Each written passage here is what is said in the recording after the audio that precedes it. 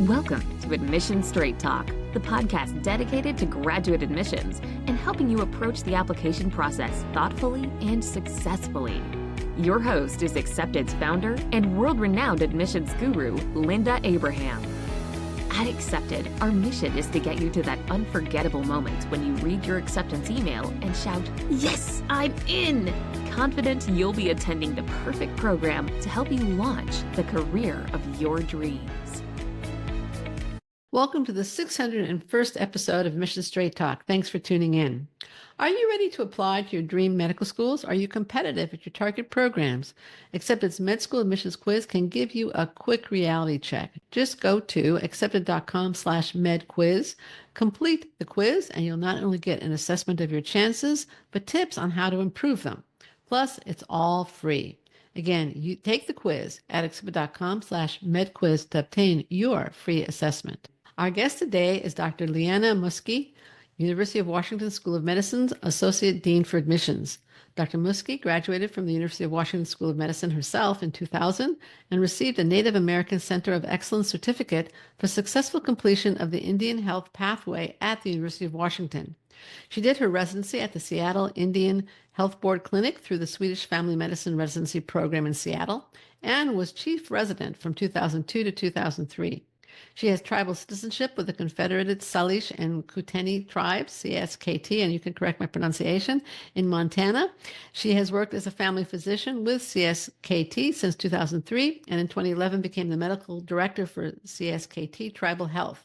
She has also taught medical students and physician assistant students for the University of Washington School of Medicine for the past 12 years. She assumed the role of Associate Dean in 2018 after serving as Assistant Dean for approximately 1 year. Dr. Muzquiz, welcome to Admission Straight Talk. Hi, Linda. Thank you. Thank you for having me. Great.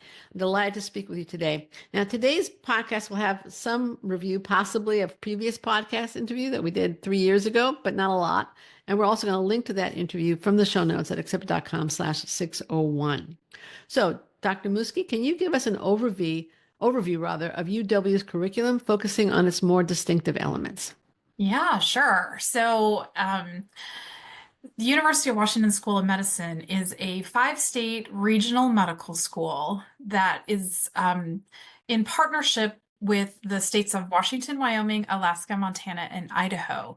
We have 6 campuses across those 5 states, 2 in Washington State, one in at the sort of original site at the University of Washington in Seattle, and one in partnership with Gonzaga University in Spokane on the eastern side of the state.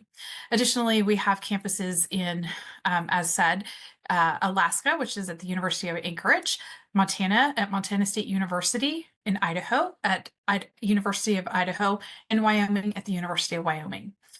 And with that, the mission of the School of Medicine is to train the next generation of physicians to serve the workforce needs of our WWAMI region. So WWAMI stands for the first initial of all 5 of those states. So it's WWAMI, WWAMI. So you'll hear me reference that throughout.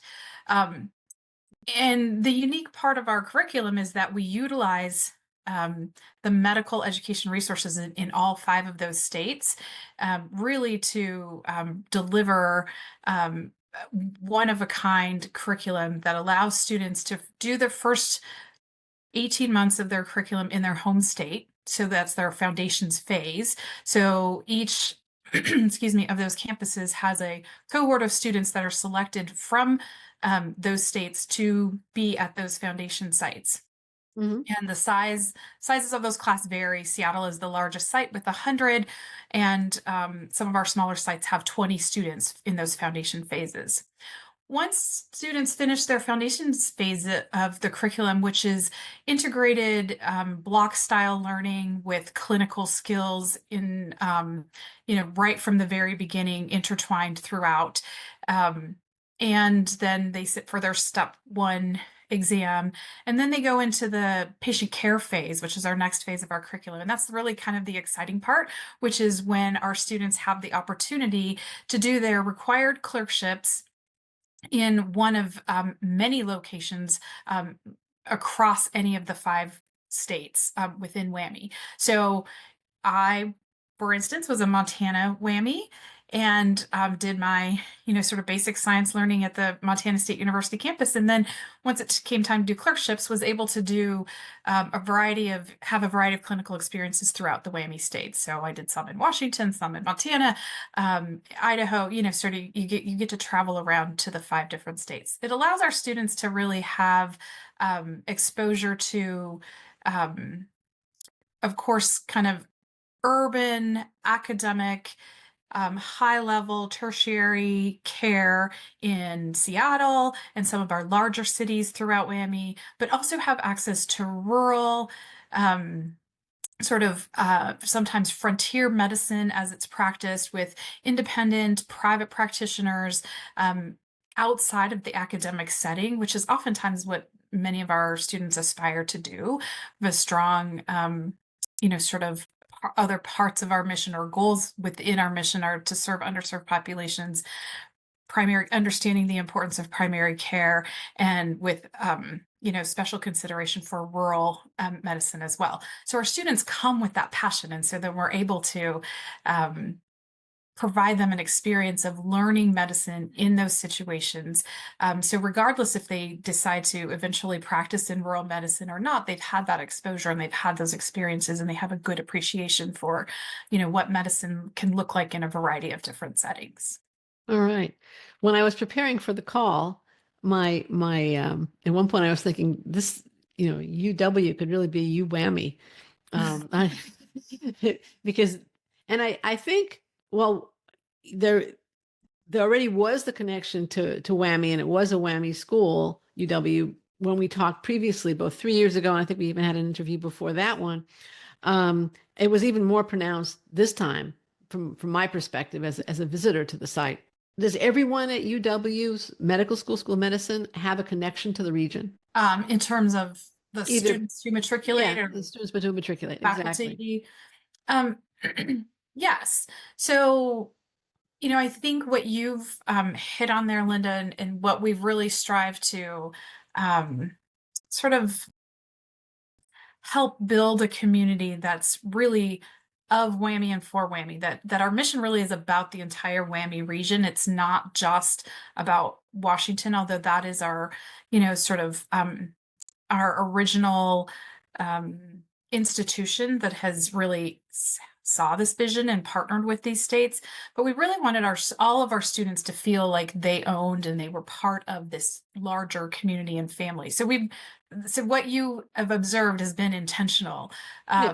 To sort of maybe decentralize it a little bit so that we understand the importance and the value that our students from Montana and Idaho and Alaska, sort of bring, in addition to the importance of the students who are located in Washington and particularly in Seattle.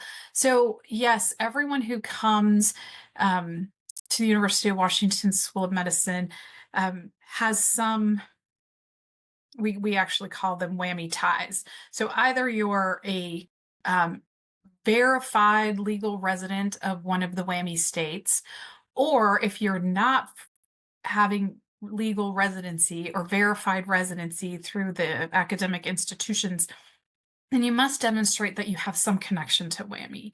And that can be through a variety of different ways, perhaps, and we actually list them on our website, and there are very specific criteria.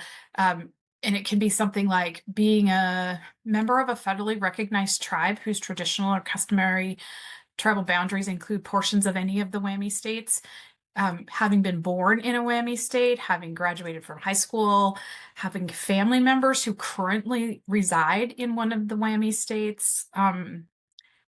Sometimes folks currently live in the WWAMI states, but they're not verified as residents. We'll still consider those folks, but then they have to go through a little bit of extra. So all of the people who come from out of region go through a little bit of extra screening to ensure that they're mission aligned with us in some fashion.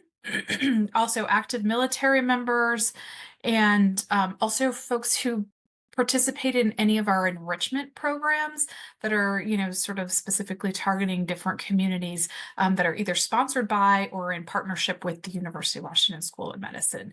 And then there's always that option of like, if you don't meet any of these criteria and you still think you have WWAMI connection, please tell us what that is. And then those are actually manually reviewed, and decisions are rendered based on the information that's shared. So yeah, other than that, everybody has a connection to WWAMI.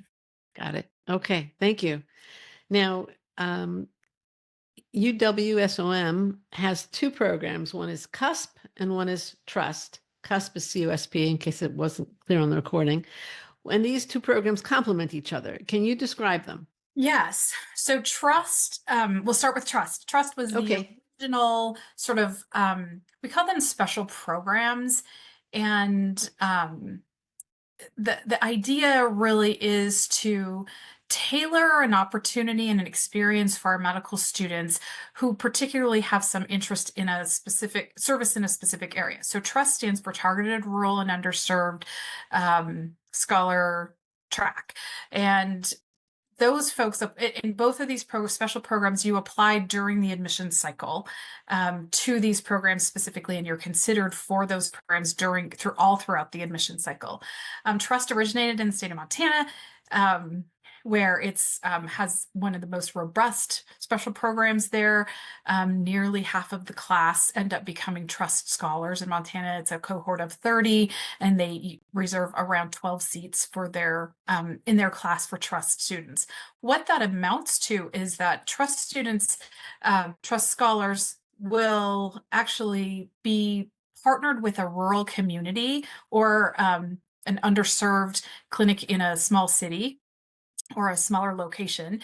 And they're partnered with that community and educators in that community from actually prior to starting medical school. They have a pre-matriculation experience where they go to the community, meet the medical community there. They kind of get immersed in the community, start to understand the community. And then in the summer between their first and second year, they actually go back and do a 4-week Rural Underserved Opportunities program kind of rotation. They'll also do a community project. And then once they get into their patient care phase of their education, they go back to that community and they do a longitudinal clerkship experience called WRITE. So one of the things that's interesting about UW School of Medicine and WWAMI, we have a lot of acronyms. So all medical schools have a lot of acronyms. Yes, it's alphabet soup. So WRITE is our WWAMI Rural Integrated Track Experience. And so it's a longitudinal clerkship experience that Trust students do. Other students do it too, but Trust students are required to do a WRITE in the community that they're assigned to. And then they have opportunity to even come back and do electives if that's what they choose to do. But the idea is really to give them that continuity, to get them immersed in a community and understand what rural medicine or medicine in an underserved space looks like, and have, that mentorship and that the support from the medical educators in those communities. So that's Trust. And then students who participate in Trust and complete all of the requirements then graduate with special distinction as a Trust scholar. And, they're likely to be people who are looking to go into rural medicine or underserved medicine. And that serves them really well as they're looking at residency sites and being competitive in those spaces. CUSP is our Community Urban Scholars Program. Similar in structure or an idea to Trust, but really focused on recruiting people who are interested in serving urban underserved communities and have a sort of a connection with those communities, either being from them or having demonstrated some specific interest and experiences related to that part of the workforce, which is, we're often struggling to find practitioners, for physicians particularly, who will serve in that space.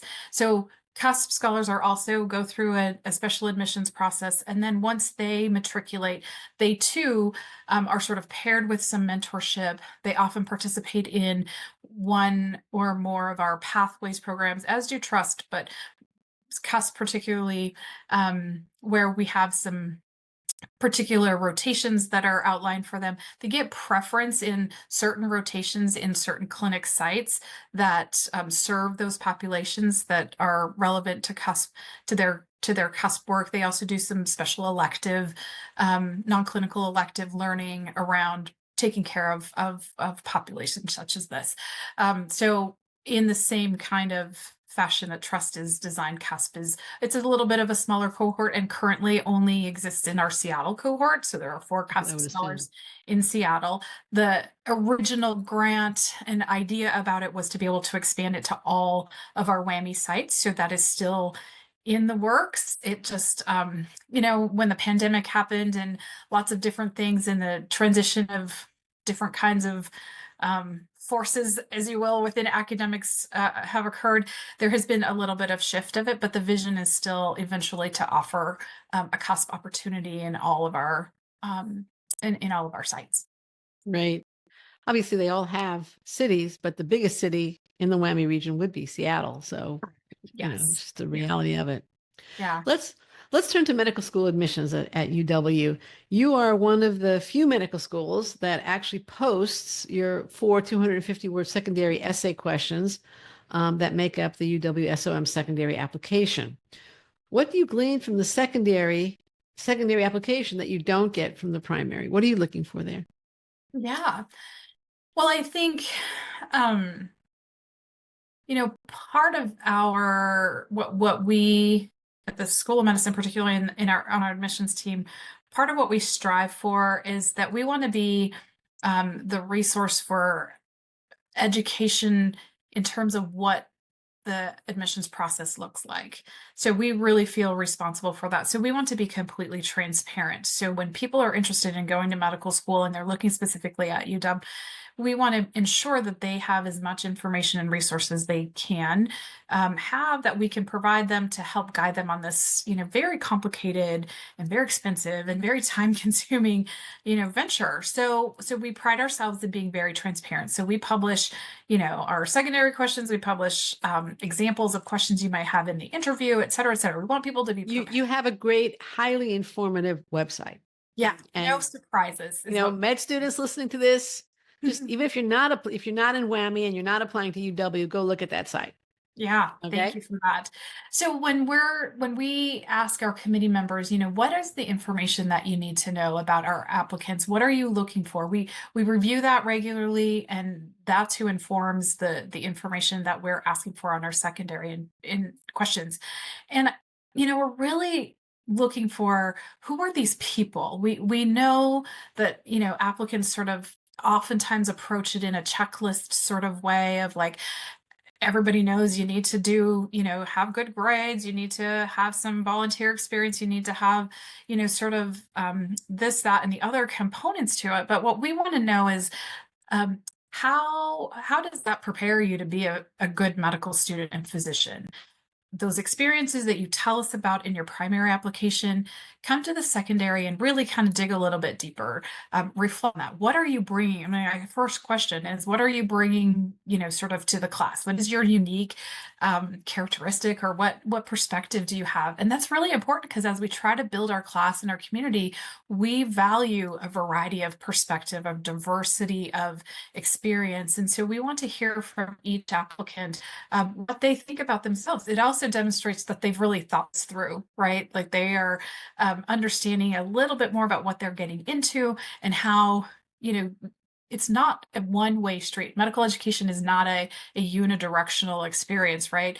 We are expecting our students, when they show up, to be ready to participate and to you know, to some degree educate and help others learn based on their experiences. And so we're looking for people to tell us that. So our secondary questions are really designed to help us really get to know those applicants in that context. So, you know, primary tells us a little bit about your metrics and your grades, and, you know, about where you've been and kind of what you've done. And you get a little tiny bit of The space stats. to on that. Yeah, it's more the stats and the, you know, vitals, if you will, about applicants. And the secondary is really meant to kind of dig a little deeper. So our questions are framed in that way. Again, we try to review them periodically to ensure we're getting the kind of information that we need. There is one secondary question that people ask a lot about, which is our final one, and it's around the competency in social sciences and humanities. And we not recently,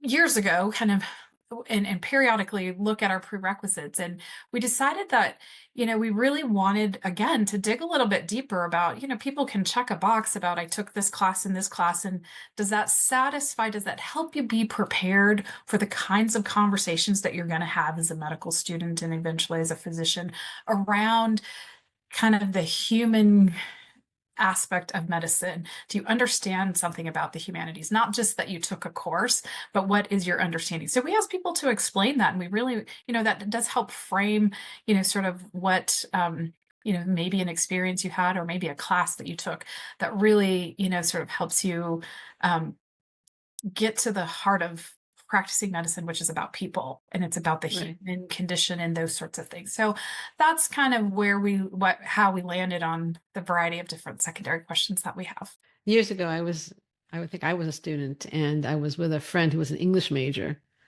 and somebody was kind of teasing her, like, what's the value of an English degree, a degree in English? What are you going to do with it? What's the value of it? And I think I said, I was not an English major. I said, you learn about human nature. Mm-hmm.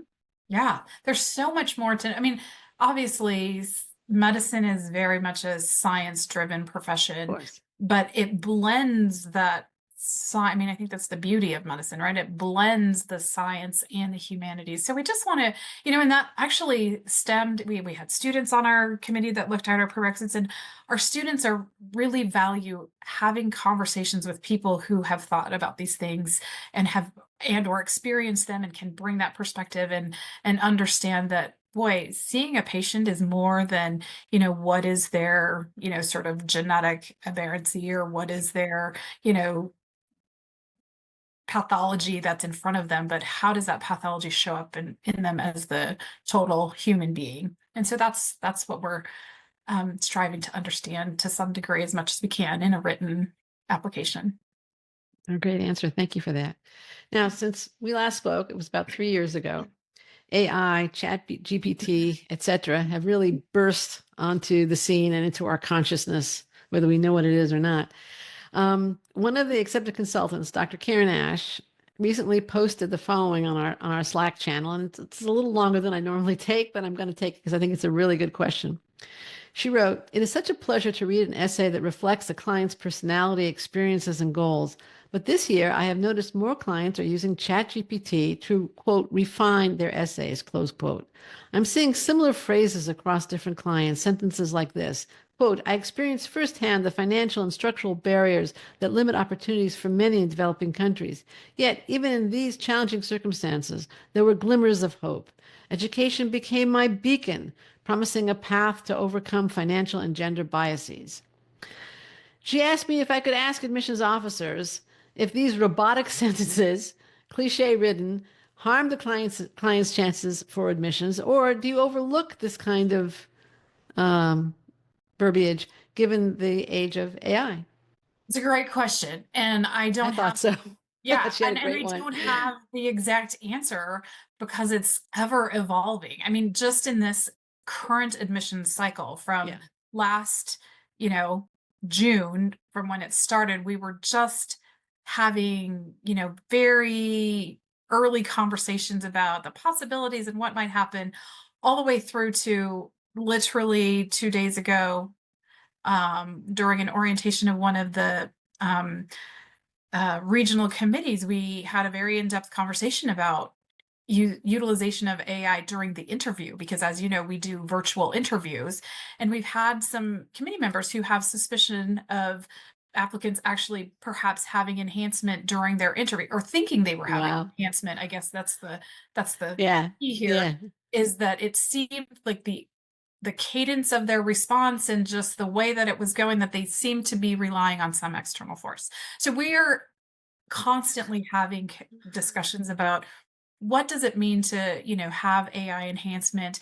How do we feel about it? How do we evaluate folks equitably then, sort of thinking about that. And where we've landed thus far is really, we're understanding that it's here to stay. People are using it. So how do we, I don't know if we're quite ready to embrace it yet, but how do we at least acknowledge that and understand that it's happening, and then take that into the grain of salt of whatever's in front of us, because some people will use it and some people won't. The couple of places we've landed on is applicants have been asked to attest in their application and prior to their interview with us in the system that we use, that they are not utilizing external sources, including AI, that everything that they've submitted is of their own, creation. Now, does that, it's a box to check. Nobody's checking, doing a background check beyond that. But medicine is also a profession of integrity and honesty. And we are hopeful that if folks are truly, sort of the people that we want to have in medicine, they will find value in that. Knowing that people are going to use AI also, we just asked our committee to read their applications thoroughly, to look for some of these aberrations. And I will just say, from the applicant perspective, if you are going to use another resource like ChatGPT to help you refine your statement, it is in your best interest to really read what you're submitting. We've had a couple of instances in this season where people have forgotten, they've copied and pasted whatever ChatGPT provided them, and then they forgot to delete the part that says, here is a better or more, here's a more concise and eloquent way to say that, or whatever the feedback that ChatGPT gives you. So they forgot that was included. Yeah. They forgot to so then you're tipped off, and we're not going to throw your application out, but that is going to count against your communication skills, right? Like that's just not great in terms of attention to detail. Exactly. And, sort of those sorts of things that you need to have. And it's those tiny little things that make a difference when we're comparing equally impressive applicants to each other, but the one person who forgot to delete their prompt from ChatGPT, that doesn't look great. Similarly, we also say in the interview around communication, if it feels like there's a weird cadence or there's an awkward pause, and then the verbiage that comes out doesn't really sound like how they are talking, they're speaking otherwise, our committee members are going to pick up on that. They're trained. We've done enough of this virtual interviewing now that we can, sort of pick up on that. And again, they're not going to stop the interview and say, get out, or they're probably not even going to question. But when they're assessing the picture as a whole, they're going to be like, this person's communication skills obviously lacked, or their confidence was lacking because they're not able to or their analytical skills are lacking because they're not able to, sort of, come up with an answer. And part of being a physician is thinking on your feet. Yes, we have resources at our fingertips all day long to help take care of patients. So that's the reality. And that's what we're trying to incorporate into this. But sometimes we have to think on our feet, and we have to rely on, our own experience, our own expertise, and our own wisdom. And that's what we're trying to get at in the interviews. So, so I don't know if that answers your question, but we're not, we don't know the answer yet. We're just cognizant that it exists. It can. Are you seeing more essays? I mean, this cycle that you appear more robotic, more cliched? Yeah, I mean, I think our committee has reported that. I've looked at lots of different applications, and you can kind of sometimes see that. And I take that in the context of the whole, right? The time, and so the other, I think it can be super helpful though for some people if you're an English language learner, and so your communication sometimes in your written language, trying to write in English, if that's not your primary language, can be complicated and struggle. So it doesn't hurt to have a proofreader, and if ChatGPT is of your source. But if it suddenly sounds like you're just speaking in sort of these standardized, really sort of fluffy, stilted, prose, robotic, robotic, it'll plasticized. Yeah, and we're trying to think of strategies to help our committee become more aware of that as well. So like I said, we have this ongoing conversation throughout the season about the influence of AI. Yeah. Okay. Well, I think it is still evolving. I think the question was a good one. So it's great. And I think I would have to pull individual committee members, because I think some of them are probably really good at sort of seeing that, and some of them are like, oh, this just sounds well written, right? Because you could I know some of our consultants have said that they've seen essays. Well, this obviously, Dr. Ash has, but others have said, they've said to clients, did you write this or is this from Chat GPT? And almost always they were right. It was Chat GPT. Yeah. Yeah. There's just something about it that you can, There's because it right, uses a lot of the same things over and over and over. Yeah. right. Let's move. You've mentioned the interview a few times. What can someone invited to interview at UWSOM expect on interview day? Is there anything else for applicants in addition to the 30-minute panel interview? Yeah. So as you mentioned, we are still doing more of a traditional panel interview. So it's kind of a not super traditional on one-on-one, but we do a 3-person panel interview. It takes 30 minutes. There is, of the 3 people, there's a senior person called the executive committee member, and then there are 2 like AdCom committee members. These are made up of people from all across the WWAMI community. And various, some of them are faculty, some of them are students, some of them are staff, some of them are community members who have vested interest in the WWAMI program or UW medicine. And they're bringing their different perspectives, but they're all interviewing the same candidate at the same time. And we really feel like that does help mitigate the bias to some degree. And it really provides a variety of perspective on the same situation. So that executive committee member also sort of knows a little bit more. They're privy to things like MCATs and GPA, that sort of information that the other 2 interviewers are completely blinded to. So they're basing their impression of the applicant based solely on what's in the application outside of metrics and their interview performance. So that occurs, and then they, as a committee, sort of individually score each applicant, and then they come together and make a recommendation to the larger decision-making committee. So each applicant who interviews goes through that process.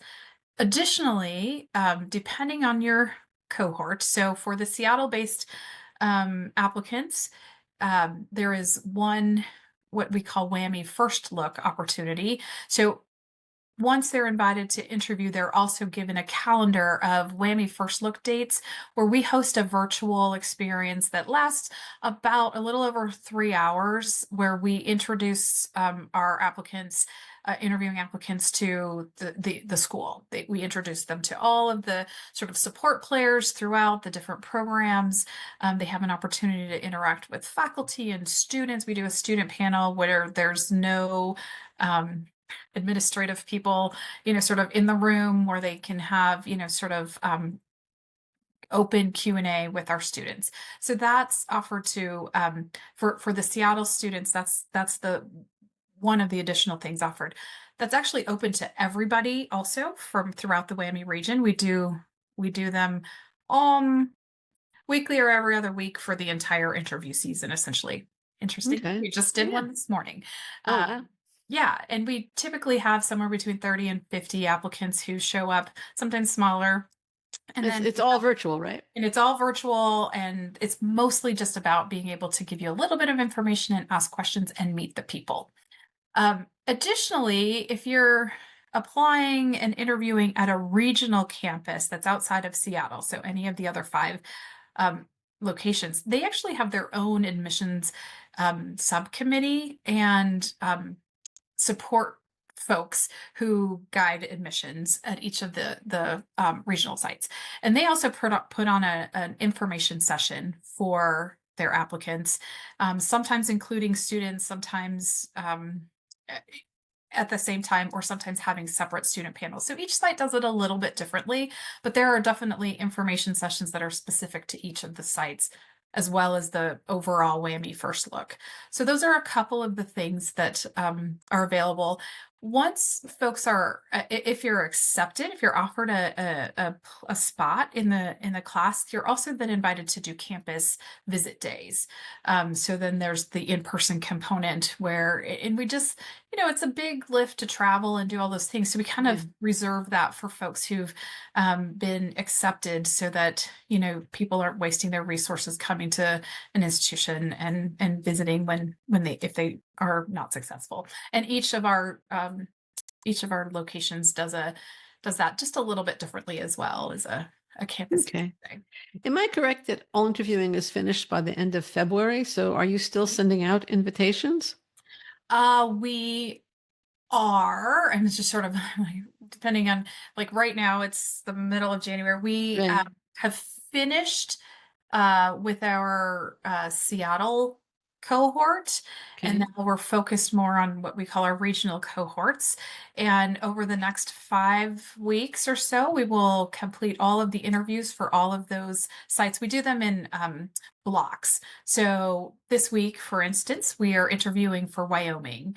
All of the folks who apply to us from the Wyoming cohort are being interviewed this week. There will be a decision-making meeting on the Friday, and they'll receive their notification sometime probably over the weekend or by Monday. Wow, that's fast. That's Yeah, so fantastic. we like to do the cohort. So they waited, they submitted their application back in July. Now Yeah, but all this time, but once they do their interview, we try to get the cohorts done. The larger cohorts take a little bit longer. So like Idaho, we often do a whole week of interviews, and then their decision meeting is the following week. But we are on schedule to be done mid-February with everybody's decisions. oh, okay. So one question occurred to me. It probably would have been better asked earlier. Is there a set number of people that you admit from each state in the WWAMI region? Yeah. Yes. And I was going to mention that earlier too. Okay. Yes. So our total class size is, well, is 280 total. As Okay. long as all things go well. It's been 275 last year and 270 for years before that. And I say that because our Alaska cohort is in the middle of expansion, Oh. which is exciting. There's more Mm. for Alaska residents to join our medical school. Seattle site is our largest with 100 students in each of the cohorts based out of Seattle. And that includes Washington residents and those who are from out of region. So if you're an out of region applicant, you only apply to the Seattle campus. It's the only place you can apply to. Spokane has 60 seats, and those are Washington residents, can be from anywhere in Washington, doesn't have to be from the eastern side, but preferences, sort of there because looking to build that workforce for Eastern Washington. Idaho has 40 seats. Montana has 30 seats, and then both Wyoming and then now Alaska had 25, and with plans to go to 30 this season, if all things work out well. And then Wyoming still has 20. So Okay. variety of different sizes and cohorts, kind of based on population, really. Makes You sense. think about, where the more populated parts of our WWAMI region are. All right. Okay. Now, I noticed that the admissions committee consists of over 200 people, including faculty, students, community physicians, and representatives from the lay community. And there's also a 20-member executive committee with one representative from each of Wyoming, Alaska, Montana, and Idaho, and I assume Washington Washington as well. How does that evaluation process work with such a large committee? I mean, they don't all view all applications, I assume. Mhm. Yeah, so our process is complicated, but it when you put all of the little pieces together, I think it really serves our applicants very well. Their application is reviewed by multiple people. Lots of different people have input on them. So as they move through the process, there's a lot of deliberation that goes on through each of the applicants. And I really do think that having a variety of perspectives really does serve our applicants really well. So the way that it works is, yes, the overall admissions committee or anybody who does interviews for us. So everybody on the admissions committee, regardless of if you're executive or not, does interviews. That's the bulk of the work that gets done. And again, it's a volunteer situation. It comes from all over the WWAMI region. It can come from all of the different, sort of types of folks that you described. And that's how you enter, that's the introduction to admissions. For folks who really, there are terms, 3-year terms, and, you can renew for another 3 years. And so people get really involved in admissions and they like it. If they really become involved and want to become more involved, then they're invited to become part of the executive committee. That's the smaller committee. The responsibilities there are, not only to do the interviews, and they kind of lead the interviews, they're the lead interviewer in any panel, but they also are responsible for screening applications. So those that meet our, sort of our metric requirements that get pushed into screening who are invited to complete secondaries. Those are all screened by minimum of 2 people with eyeballs on applications. So our executive committee does that, as does our executive committee plus some retired executive committee folks, because we have so many applications to screen, we need the help of other folks. But our executive committee also, like I said, does the interviews, and then they also are responsible for the decisions. So they hear about each applicant who's been interviewed and render a decision on acceptance or not. Sort of based on those presentations. So they vote. That's the voting body, essentially. It's also the body that helps us do our quality improvement or quality assurance. So they review the process for us, and anytime we want to make a change, they're the body responsible for deliberating that and voting on whether or not, we implement something different in our process. So they're also kind of the governance for the work of admissions. So yes, so that's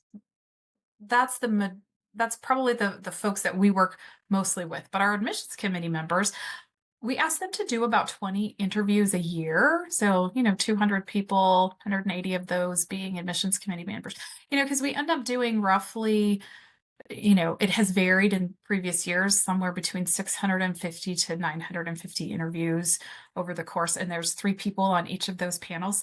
It's a lot of Yeah, you're right. You're right. It just adds up. Yeah, it is. And so we do need that big of a workforce, and it's distributed as well. Each of the regional sites, those states select their committee members in their own fashion. That is something that's autonomous to them. So some of them utilize their commissioner of higher education or their, education department in their state, because all of those seats are funded in partnership with the state legislatures.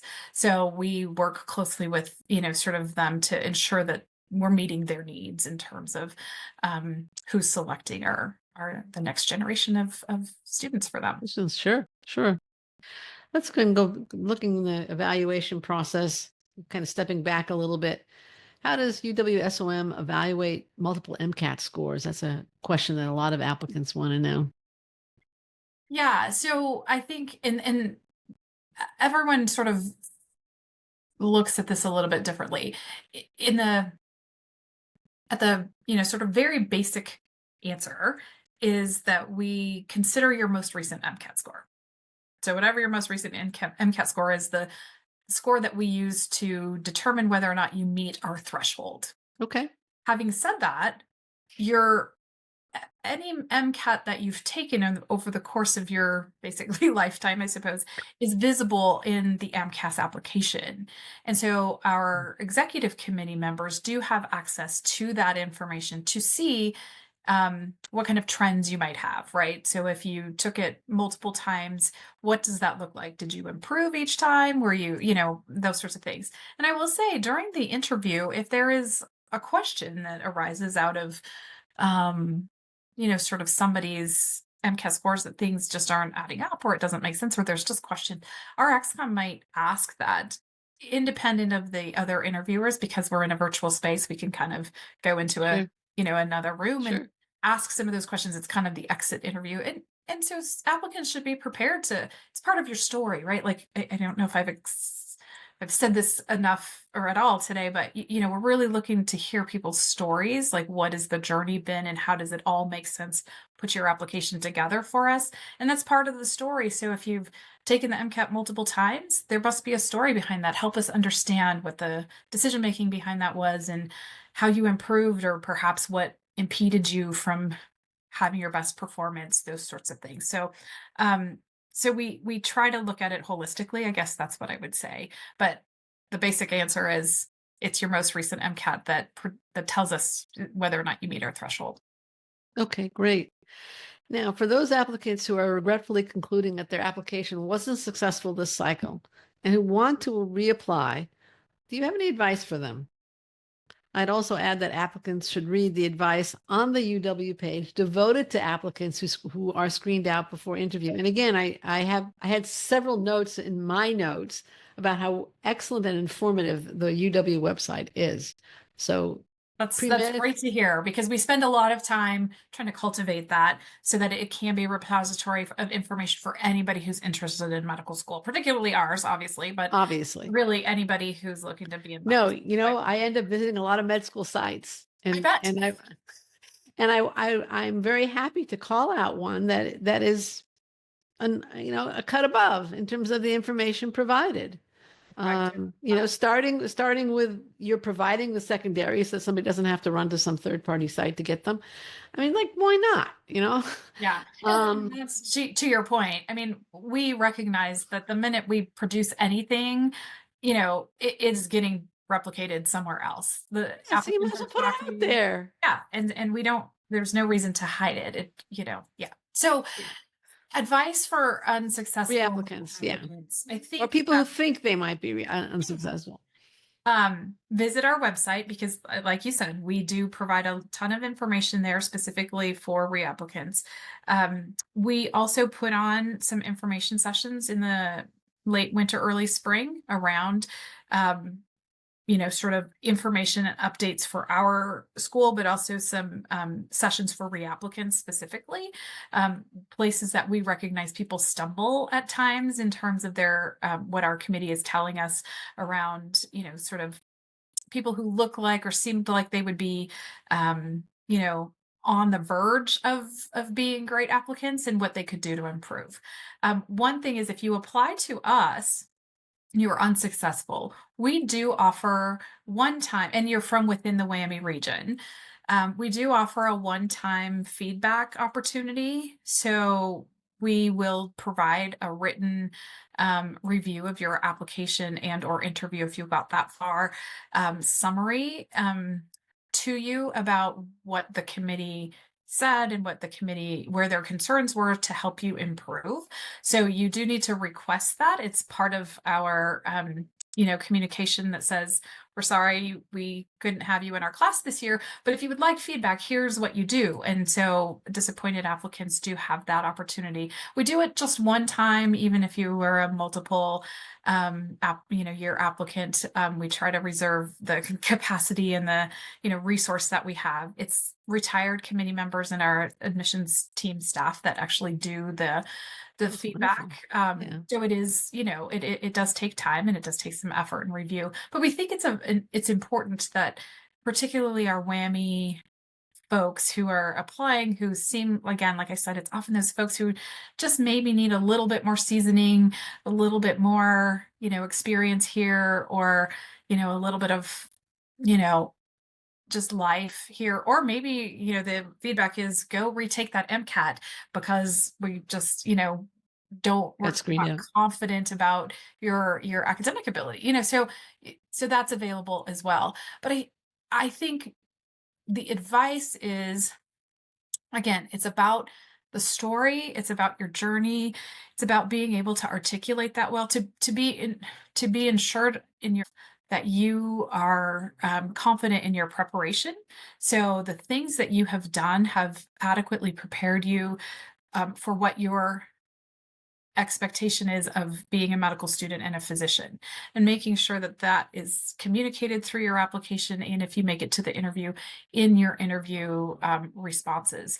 Because I think the most common thing is, I still don't know why they want to be a doctor. They don't seem like they know what they're getting themselves into. I'm trying to think of the other, or they just haven't reflected really well on the experiences they have had. So you might have, for lack of a better term, and I don't like this term, but you might have checked all the boxes for medical school application. But if you can't reflect on what that means to you personally and your journey into medicine and why that's important, that usually just doesn't fly with our committee. Oh, the other place that people often lack is service. We are very, we take service very seriously at the UW School of Medicine. It's part of our mission. We're just very mission driven. institution. And so oftentimes, if it comes down to comparing one person over the other, that might be the space that we go looking for in terms of somebody's demonstrated service to other people, because that's what medicine is about. It's a very service-oriented profession. Absolutely. And what would your advice be for the first-time medical school applicant, either planning to apply this cycle and the 25-26 cycle, or perhaps further into the future? Yeah, going forward. I think I learned this from my admissions team, most of whom have been doing the admissions game longer than I have. And one of the most, I think, important things that they have imparted to potential applicants is don't apply until you're ready. This isn't a game of like, I think I'll just throw my hat in the ring and see what happens. Like sometimes we can get away with that in life. Like, I'm just going to explore this and it's okay. Applying to medical school is hard. It's emotionally, can be just a lot. It's expensive, and it takes a lot of time. So apply when you're ready. And if you don't know if you're ready, employ some resources to help you figure that out. And it doesn't have to be invest financially in something like that, but look for things like this podcast. Look for, free The UW website. sessions. Our website, yes. We also have drop-in hours for prospective applicants that are available throughout different parts of the application process. We kind of are not doing them right now because this is a very busy time for us with interviews. But throughout the process, the different aspects of the year, we do have sort of information like a drop-in kind of office hours that our staff does just to help answer those kinds of questions. But really, it's about can you reflect internally and look at your experience and say, I feel really confident about what I've done, what I learned, what I know, and what I know about what I want to do, that it all makes sense, that I'm ready.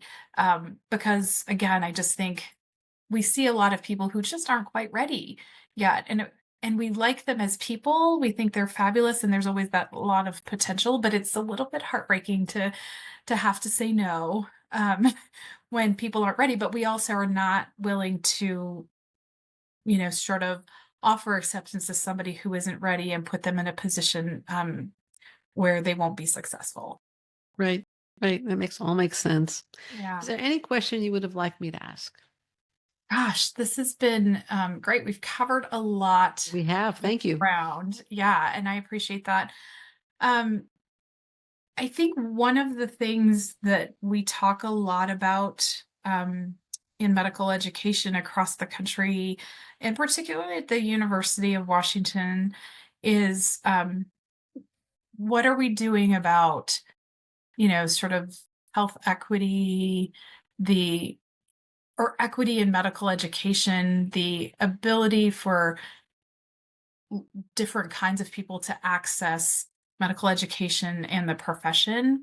And I would like to say that this is and so, yeah, what are we doing about it? Or what is our position? Or I don't even know what the question is exactly, but I think it's important to recognize that while we are because we are a institution that partners with a variety of different other institutions across multiple state lines that spans almost a quarter of the landmass of the country. That's true. Yeah. That within that comes a variety and a great diversity of thought and values and perspectives.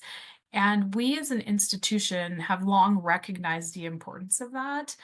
We haven't always gotten it right in terms of what that looks like for our students, for our faculty, for our staff, but it is something that we value highly, and that is part of any, sort of strategic plan or thought going forward, is ensuring that our students have an experience and for me, because I do the admissions work, that our applicants have an experience that is as equitable and inclusive as it can be.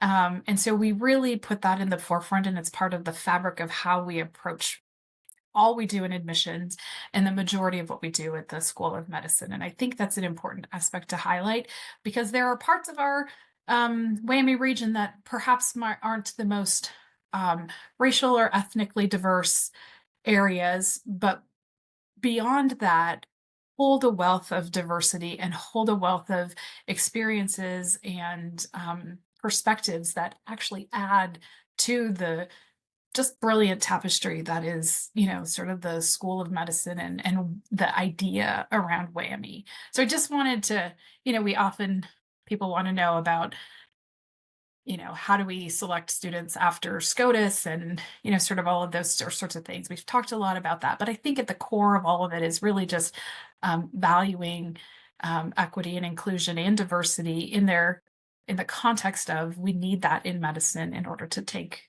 the best care of people that we can. Wouldn't it also imply if you're going to value diversity, you're going to value difference. Right. Okay. Then applicants are much better off being themselves. Absolutely. Okay. In other words, getting back to the whole ChatGPT thing and generic writing, the more generic you are, the less you are a brilliant hue in a tapestry. Correct. Tapestries are made up of lots of different colored threads, and usually gorgeous colors if it's a good tapestry. Right. Yes.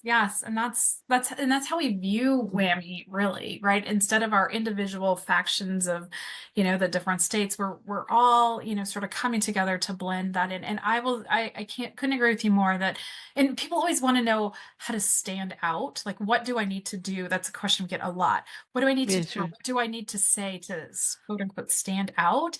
And my answer is always, be you, because there is no other you, right? Of course. But whatever that looks like, and whatever your unique you feel is your strengths and the unique features of you, help us understand that and how that applies to sort of moving medicine forward, helping a community that you're interested in, whatever that is. But that's how you are unique. But if you try to duplicate your friend's application because you think it's great, that's going to come through, because you won't be able to speak to it. You won't be able to, get into the detail when my XCOM asks you a specific question about your application, because they will. They read them and they ask you specifically about your application, not the generalities of, sort of all medicine. I want to help people. Not that. Exactly. Okay. Like science, and I want to help people. Yeah. All right. Dr. Muzquiz, I think we're almost out of time. You've been very generous with your time and your insight. This has been an absolute pleasure. Thank you so much for joining me today. Where can listeners learn more about UW School of Medicine? Well, as you said, our robust website is available at uwmedicine.org/ School of Medicine. And from there you can navigate. There's a variety of different places and spaces you can go, but if you look for the admissions page specifically, you'll learn all about what our expectations are and what we have to share. Great. And we're going to include links in the show notes at accepted.com/601 to the UW School of Medicine admissions page, as well as to other resources that may be helpful to you listeners. Listener, thank you too for joining us for our 601st episode. If you find the show worthwhile, please subscribe. Make sure you don't miss any future shows, be they with deans, admissions directors, professors, current students, test prep pros, or alumni doing great things. And finally, quick reminder, don't miss the Med School Admissions Quiz. Find out if you're really ready to apply and competitive at your target schools. Take the quiz at accepted.com/medquiz today. This is Admission Straight Talk, produced by Accepted, and I am your host, Linda Abraham. I'll talk to you again soon.